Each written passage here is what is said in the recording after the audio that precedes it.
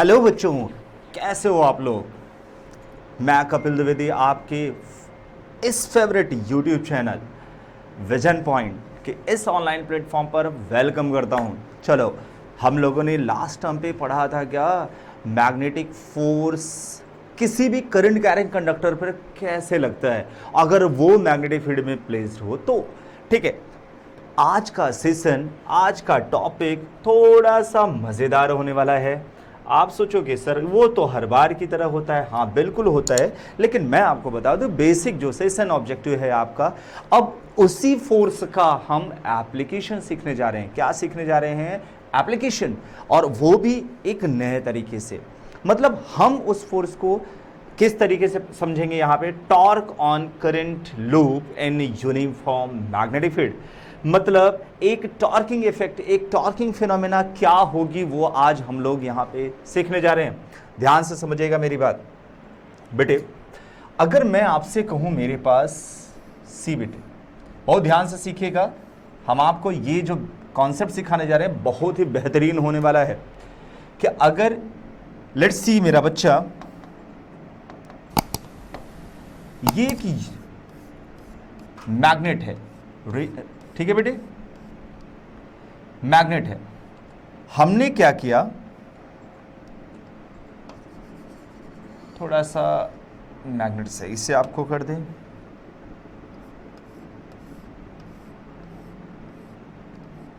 ठीक है, हो सकता है ये नॉर्थ पोल हो और एक साउथ होगा, हो सकता है, क्या होना भी चाहिए। ठीक है मेरे बच्चा, आ जाओ डायग्राम को ध्यान से समझते हैं, क्योंकि 1 बाय 1 ये मैंने कहा नॉर्थ और ये कह दिया साउथ। चलिए, एक चीज़ तो अंडरस्टैंडिंग हो जानी चाहिए। एक चीज़ हम लोग सबसे पहले समझ लेते हैं, क्या कि इसमें जो मैग्नेटिक फील्ड का डायरेक्शन होगा नॉर्थ टू साउथ। यूनिफॉर्म मैंने क्यों बोला, क्योंकि आपको बेहतर पता है कि इसके अंदर मैग्नेटिक फील्ड यूनिफॉर्मली ही होगा और सारे के सारे line parallel to each other होंगे। ठीक है, कहीं भी किसी भी इंस्टेंट पर, कहीं भी किसी भी इंस्टेंट पर क्या नहीं कम ज़्यादा होगा मैग्नेटिक फील्ड, दैट सब जगह इक्वल होगा। अब अगर मैं आपसे कहूं, बहुत ध्यान समझना मेरा बच्चा, एक लूप रख दिया मैंने इसको ऐसे, सीखना मजेदार बात। जैसी लूप रखा, अब एक टर्म सिखाता हूं मैं आपको। लेट्स सी मेरे बच्चे, इसके अंदर और करंट फ्लो कर रहा है कुछ इस डायरेक्शन में। होगा क्या, समझिएगा ध्यान से। होगा कुछ यूं कि जिस, एक नाम देते हूं क्या इस पर, ABCD, थोड़ा सा हाँ नेमिंग दे देते हैं तो चीजें समझने में आसान हो जाता है। अब सी मेरा बेटा, जैसे मैंने इस लूप को इस यूनिफॉर्म मैग्नेटिक फील्ड में प्लेस किया, हम फील क्या करते हैं आइए देखते हैं। यहाँ पे एक एक आर्म्स को कंटिन्यू देखते हैं और आपको अच्छे से समझाते हैं। AB, इस AB पर फ्लेमिंग का लेफ्ट हैंड रूल अप्लाई करते हैं। कैसे? This is direction, this finger represent direction of magnetic field, this one is current and this one is force. आप देखो कि अगर मैं इसको करंट के अलोंग AB पर रखता हूं, इधर मैग्नेटिक फील्ड इधर, तो आप बताओ फोर्स का डायरेक्शन, मेरा थंब किधर जा रहा है, अंदर की ओर। आप कहोगे सर इस पर फोर्स अंदर की ओर लगा। हाँ बिल्कुल लगेगा, देखना मेरा बच्चा, इस पर इस डायरेक्शन में हुआ B, फील्ड इधर, करंट इधर, I का डायरेक्शन ये है। ठीक है, आप बताओ फोर्स किधर एग्जर्ट करेगा। तो आपने कहा सर फोर्स होगा इनसाइड। चलो कोई बात नहीं, फोर्स इनसाइड हो गया। अब इस पर तो जीरो हो जाएगा, इस पर भी जीरो हो जाएगा, क्योंकि along the direction of magnetic field. मैंने आपसे कहा था जब LB के क्रॉस हो जाए, LB के पैरेलल हो जाए, LB के अलोंग हो जाए, कोएक्सियल हो जाए, कोलिनियर हो जाए, तो उस पर फोर्स जीरो होगा। तो BC और AD पर जीरो हो जाएगा, BC और AD पर जीरो हो जाएगा। चलो कोई बात नहीं, होता है। अब आ जाओ सेम इस पर, अगर इसकी बात मैं करूं डियर, तो इस पर भी किस पॉइंट पर, सीडी के लिए बोल रहा हूं बेटे, करंट का डायरेक्शन डाउनवर्ड, फीड का डायरेक्शन दिस। अब आप बताओ, फीड इस बी इधर की ओर ही है, करंट डाउनवर्ड है, फोर्स कैसा होगा? तब आप कहोगे सर फोर्स तो इस पर अपवर्ड होगा। क्या हम फोर्स अपवर्ड कर दें? यस। रिजल्ट सुनना मेरे बच्चे, मान लो ये इसकी लेंथ थी, क्या ये लेंथ है, वेट,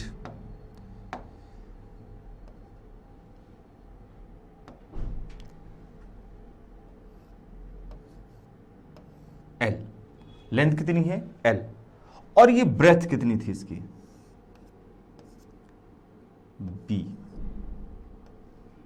अब एक मजेदार बात सीखना बेटे, पॉइंट वाली बात, क्या कि जब इस आर्म पर, इस लूप पर एक फोर्स इधर लगा और एक फोर्स इधर लगा, मतलब इस लूप, ये पूरा लूप था ऐसे समझना, और इस आर्म पर अंदर की ओर फोर्स लग रहा है, इस आर्म्स पर बाहर की ओर फोर्स लग रहा है, रिजल्ट क्या होगा?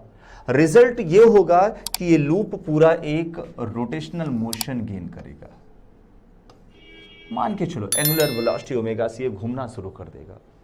आप कहोगे सर यस, इसी इफेक्ट को हम लोग कहते हैं टॉर्किंग इफेक्ट। और ये जो फोर्स इस समय ये फील कर रहा होगा, रोटेशनल फोर्स, उसी को मोमेंट ऑफ फोर्स कहते हैं, और वही फाइंड आउट करना है मेरे को। तो इसको अगर हम एक टर्म्स में समझाएं, देखना बेटे, एक वायर ऐसे ले लो, एक इसी को लूप समझ रहे हैं, इस पर मेरा बच्चा बी का डायरेक्शन ये था, मोमेंट इसे कहते हैं मैग्नेटिक मोमेंट, बताएंगे।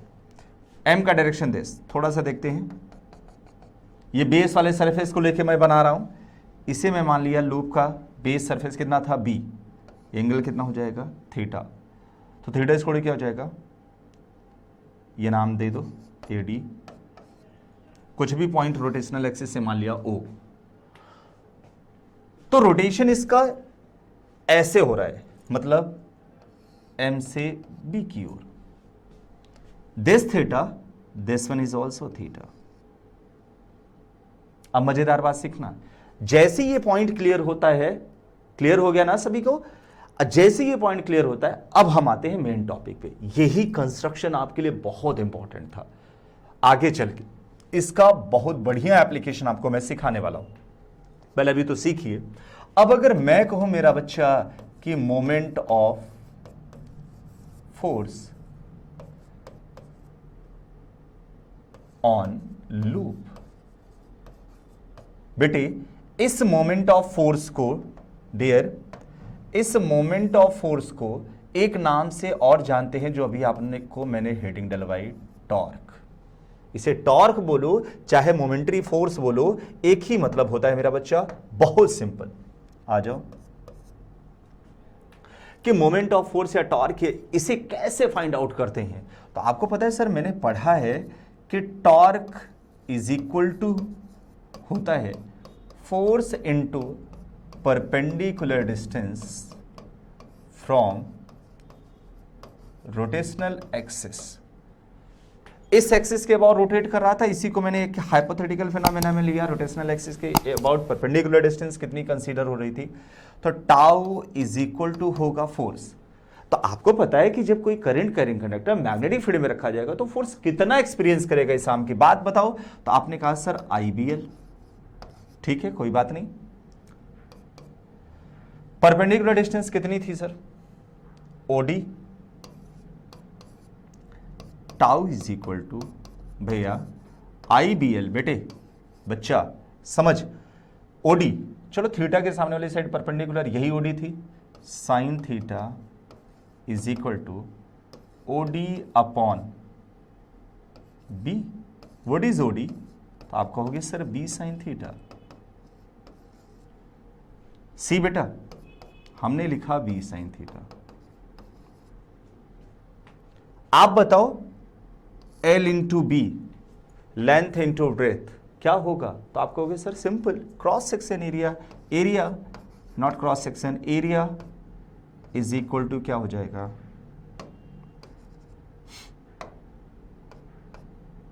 L into B.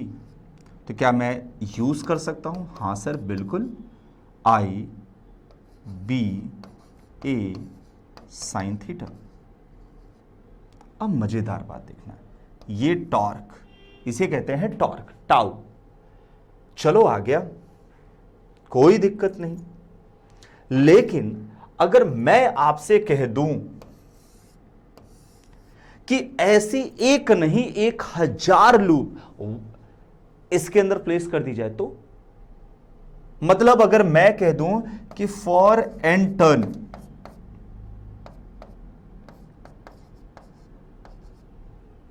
N turner रख दिए जाए तब आप कहोगे सर बहुत ज्यादा NIAB,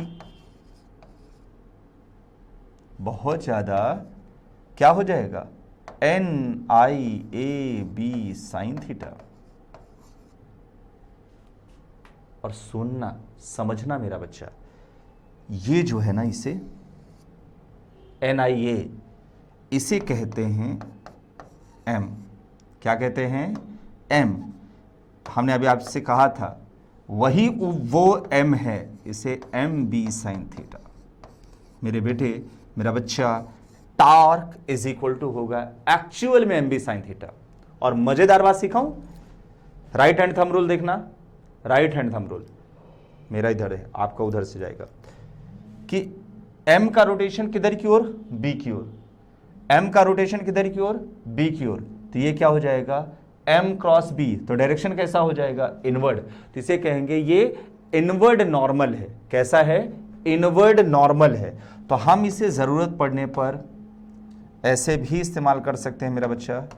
वेट, थोड़ा सा मैं आपको बता रहा हूं, जरूरत पड़ने पर हम ऐसे भी इस्तेमाल कर सकते हैं कि tau is equal to M cross B C। बहुत सिंपल, पहली चीज। दूसरी सबसे बड़ी बात, अब इसमें केसेस क्या बनते हैं, छोटे छोटे केसेस।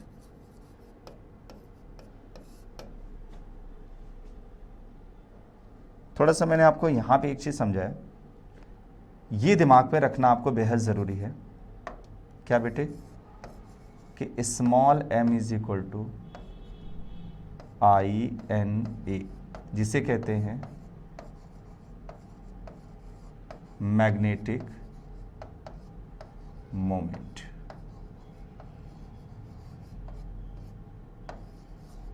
ठीक भैया, बहुत सिंपल बेटा, बहुत सिंपल, बहुत easy.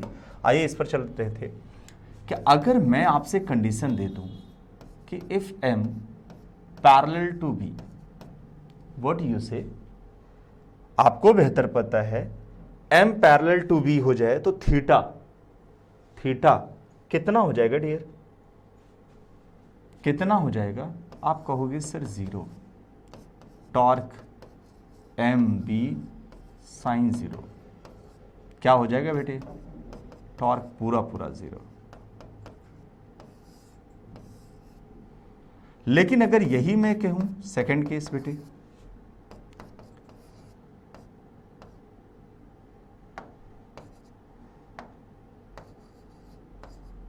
M perpendicular to B, theta मेरा बच्चा 90 डिग्री। अब टाउ क्या हो जाएगा, तो अब ये होगा maximum, this is maximum torque. Any doubt, समझ में आई बात? बहुत सिंपल था, इसी को हम लोग यहां पे मेन हमारा ये टॉपिक था। ठीक है, समझ में आ गया बेटे? थोड़ा सा नोट कर लो, मैं आपको फिर से रिवाइज करा दे रहा हूं, आप इसको देख सकते हो, कोई भी डाउट हो तो पूछिए। खैर, इसका एक बेहतरीन एप्लीकेशन आने वाला है जिसे हम लोग कहते हैं मूविंग क्वेल गैल्वेनोमीटर। मतलब वो पूरा का पूरा इस यही थ्योरी, यही जो डेरिवेशन, यही जो एक्सप्रेशन है, ये जाके मूविंग क्वेल गैल्वेनोमीटर का क्या बन जाता है, बेसिक थ्योरी और बेसिक कॉन्सेप्ट बन जाता है, और पूरे के पूरे इसी के प्रिंसिपल पर बेस्ड हो जाता है मैग्नेटिक मूविंग क्वेल गैल्वेनोमीटर का कॉन्सेप्ट। आइए, लेकिन सबसे पहले हम इस पर कुछ इलस्ट्रेशन कराएंगे। बहुत ध्यान से समझिएगा। अगर मैं आपसे कह दूं F, बड़ा सिंपल सा कॉन्सेप्ट सिखाने जा रहा हूं बेटे, ध्यान से देखना। मैग्नेटिक मोमेंट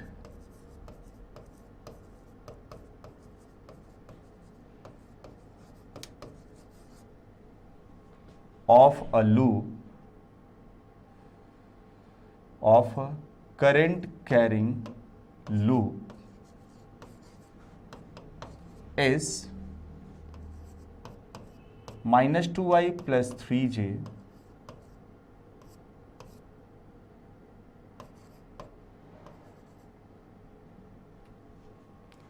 ठीक है।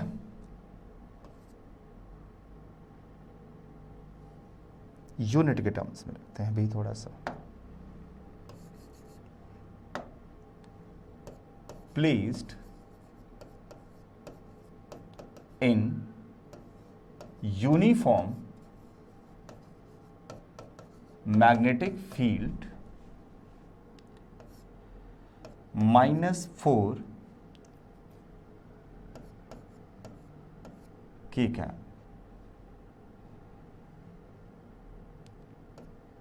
find torque on loop। चलो अगर मैं आपसे एक क्वेश्चन दे दूं, देखो मैंने जानबूझकर यही फ्रेम किया हूं क्योंकि आपको चीजें समझ में आनी चाहिए। क्या सर ने पढ़ाया, क्या बताया, कैसे चीजें दे दी। मैं चाहता तो वैल्यू बेस्ड क्वेश्चन ऐसे ढेर सारे स्क्रीन स्लाइडर पर डाल देता, वो आता वह मैं वही सॉल्व करा देता आपको, लेकिन नहीं, तुरंत समझिए चीजें कैसे हो रही हैं बेटे। देख बेटा, बहुत सिंपल कि हमें तो एक सिंपल सी वैल्यू मिल गई। आप कहोगे सर इसमें है ही क्या, 2i कैप 3j कैप। हाँ बिल्कुल सही बात है। b की वैल्यू कितनी मिल गई, तो -4k कैप। हाँ बिल्कुल। और अगर मैं कह दूं टाउ कितना हो गया, तो आप कहो सर m क्रॉस b, इसमें कुछ तो रखा नहीं है। बिल्कुल नहीं रखा है, बहुत सिंपल है, बहुत ही सिंपल है। देखिएगा क्या हो जाएगा मेरा बेटा, -2i cap plus 3j cap -4k cap क्या आ जाएगा बेटे। अब तो आपको पता ही है, 8i क्रॉस k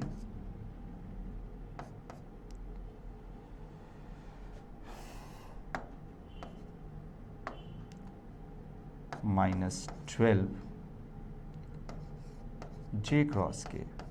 अब याद होगा पिछले टर्म्स में मैंने आपको सिखाया था, i क्रॉस k को क्या कहेंगे, -j,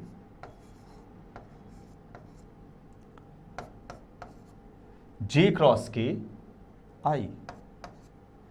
तो यानी आप इसे ऐसे भी लिख सकते हो, 12i cap -8j cap. Simple, this is torque, this is torque. लेकिन अगर हम यहीं पे कह दें कि what is the magnitude of torque, तो टाउ इज इक्वल टू क्या हो जाएगा, टाउ इज इक्वल टू हो जाएगा, सिंपल सी बात, इसका मैग्नीट्यूड निकाल लो, √144 12 का स्क्वायर 864। मतलब आप ऐसे भी ले सकते हो बेटे, कुछ बच्चों के हो सकता है दिमाग पे ना है। बहुत सिंपल, -12 का स्क्वायर किया बेटा, -8 का स्क्वायर किया, मैंने कुछ नया काम नहीं किया, एकदम जैसे मैग्नीट्यूड नॉर्मल वेक्टर का टर्म्स करते हैं, इतना तो आप लोग समझदार हो। 802 इतना यूनिट। Any doubt? बाकी आप इसे फैक्टराइज तो कर ही सकते हो। खैर, इज इट क्लियर, येस और नो? वेरी गुड, ध्यान से सीखिएगा। जैसे हम सीखते हैं, छोटा सा इलस्ट्रेशन और करते हैं। अगर मैं आपसे कह दूं, इफ अ स्मॉल लूप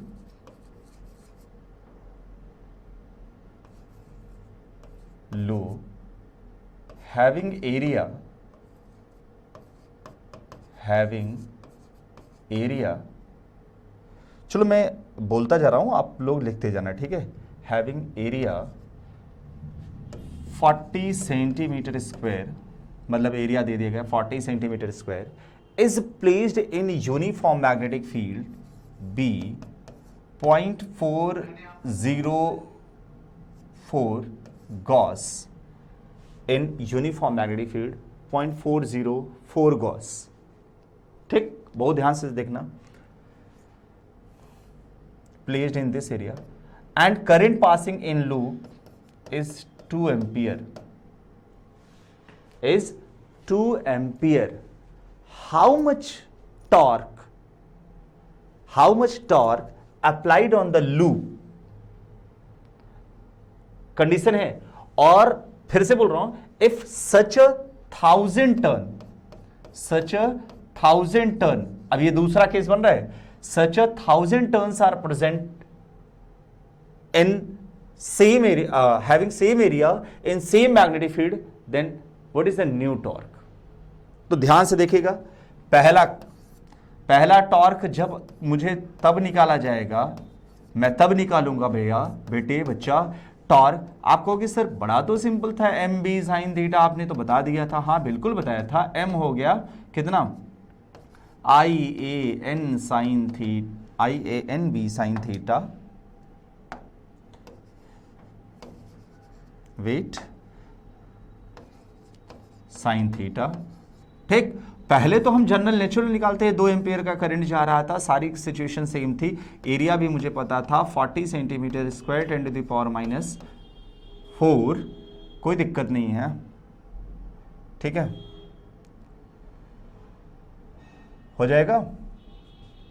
उसके बाद इनटू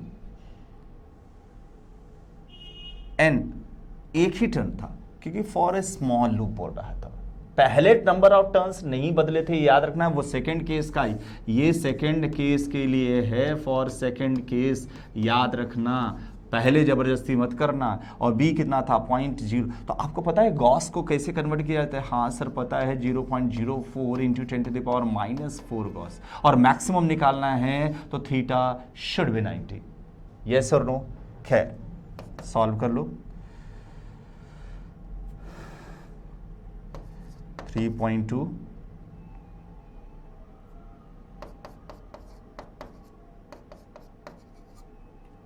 एनी डाउट? सिंपल, आसान भाषा में क्लियर हो गया। और अगर ऐसे ही सेकंड केस बोला क्या कि such a 1000 turns are present, और अगर such a 1000 turns are present, what you feel dear? आप कहोगे सर बड़ा सिंपल, बहुत सिंपल, 1000 का मल्टीप्लाई,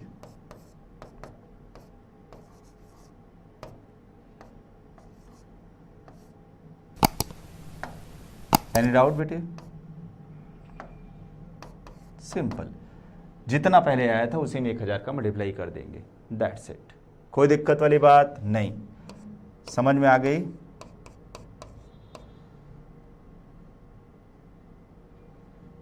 ठीक, कोई दिक्कत? 1000 का मल्टीप्लाई करोगे तो 1 - 1 हो जाएगा, पता है, 0.32। आंसर सीधा ओरल, तो फटाफट करो। खैर, ये छोटा सा टॉपिक हमारा सेशन यहीं पे क्लोज होता है। इसके बाद होगा क्या? इसके बाद हम लोग, मैंने पहले कहा था, इसका एप्लीकेशन सीखेंगे और गैल्वेनोमीटर सीखेंगे। तो हम लोग नेक्स्ट टॉपिक पे, नेक्स्ट लेक्चर पे इसका एप्लीकेशन सीखेंगे। वो है क्या? Moving coil galvanometer. तो बहुत इंपॉर्टेंट होने वाला है। और फिर हम उसमें 2-3 टॉपिक और डिस्कस करेंगे। सेंसिटिविटी ऑफ गैल्वेनोमीटर, वो भी करंट सेंसिटिविटी, वोल्टेज सेंसिटिविटी, क्या क्या चीज़ें हैं। मिलते हैं नेक्स्ट टाइम पर। ये टॉपिक को बच्चे से डिस्कस कर लीजिएगा। Thank you so much.